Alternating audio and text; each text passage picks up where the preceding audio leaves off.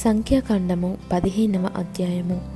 మరియు యెహోవా మోషేకు ఈలాగు సెలవిచ్చెను, నీవు ఇశ్రాయేలీలతో ఇట్లనుము, నేను మీకిచ్చుచున్న దేశ నివాసములలో మీరు ప్రవేశించిన తర్వాత యెహోవాకు ఇంపైన సువాసన కలుగునట్లుగా గోవులలోని దానినే కాని గొర్రె మేకలలోని దానినే కాని దహన బలిగానైనను బలిగానైనను తెచ్చి మ్రొక్కుబడి చెల్లించుటకనియో స్వేచ్ఛార్పణగాననియో నియామక కాలమందు అర్పించినది అనియో దేనినైనను మీరు అర్పింపగోరిన ఎడల యెహోవాకు ఆ అర్పణమును అర్పించువాడు 30 నూనెతో కలుపబడిన 2 పళ్ళ పిండిని నైవేద్యముగా తేవలెను. ఒక్కొక్క గొర్రెపిల్లతో కూడా దహన బలి మీదనేమి బలి మీదనేమి పోయుటకై 30 ద్రాక్షరసమును పానార్పణముగా సిద్ధపరచవలెను. పొట్టేలుతో కూడా పడి నూనెతో కలుపబడిన 4 పళ్ళ పిండిని నైవేద్యముగా సిద్ధపరచవలెను. పడి ద్రాక్షరసమును పానార్పణముగా తేవలెను. అది యెహోవాకు ఇంపైన సువాసన. మ్రొక్కుబడిని చెల్లించుటకైనను యెహోవాకు సమాధాన బలిని అర్పించుటకైనను నీవు దహన బలిగానైనను బలిగానైనను కోడె దూడను సిద్ధపరచిన ఎడల ఆ కోడెతో కూడా పడిన్నర నూనె కలుపబడిన 6 పళ్ళ గోధుమ పిండిని నైవేద్యముగా అర్పింపవలెను. మరియు యెహోవాకు ఇంపైన సువాసన గల హోమముగా పడిన్నర ద్రాక్షరసమును పానీయార్పణముగా తేవలెను.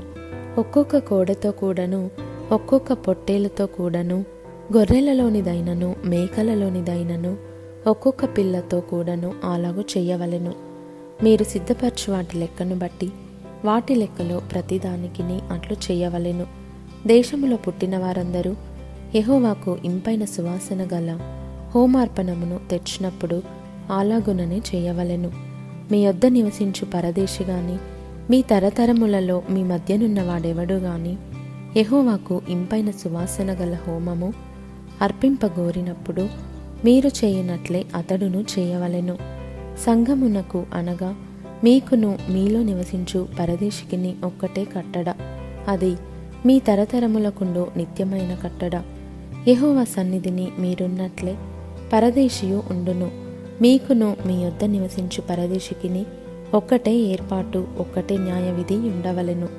యెహోవా మోషేకు ఈలాగు సెలవిచ్చెను, నీవు ఇశ్రాయేలీలతో ఇట్లనుము, నేను మిమ్మును కొనిపోవచ్చున్న దేశంలో మీరు ప్రవేశించిన తర్వాత మీరు ఆ దేశపు ఆహారమును తినునప్పుడు ప్రతిష్టార్పణమును యెహోవాకు అర్పింపవలెను. మీరు మీ మొదటి పిండి ముద్ద రొట్టెను ప్రతిష్టార్పణముగా అర్పింపవలెను. కల్లపు అర్పణము వలె దాన్ని అర్పింపవలెను.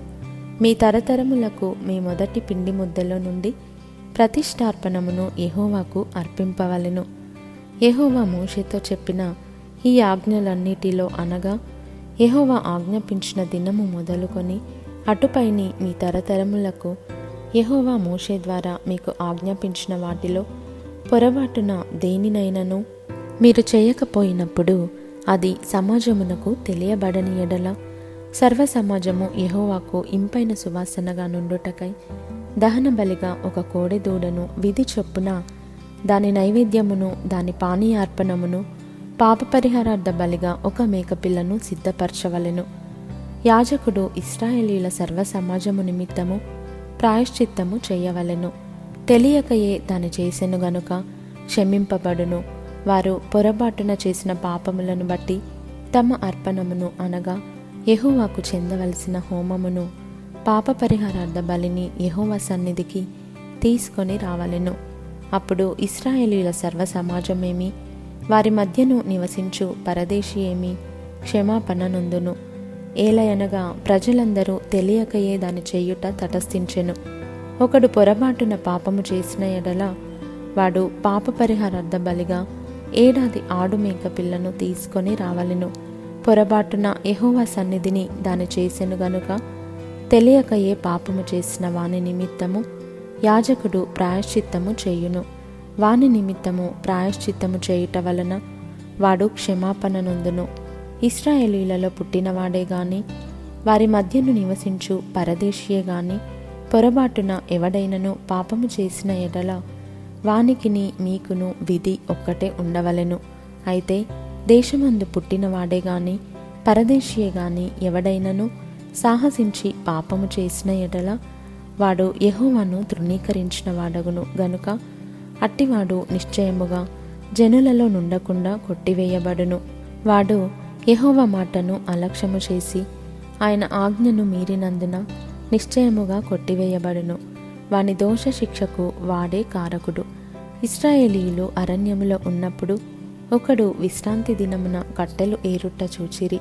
వాడు కట్టెలు ఏరుట చూచిన వారు మోషే యొద్దకును అహరోను నొద్దకును సర్వ సమాజము నొద్దకును వానిని తీసుకొని వచ్చిరి.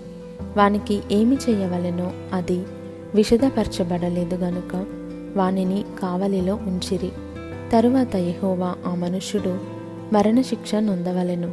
సర్వ సమాజము పాలెము వెలుపల రాళ్లతో వాని కొట్టి చంపవలెనని మోషేతో చెప్పెను.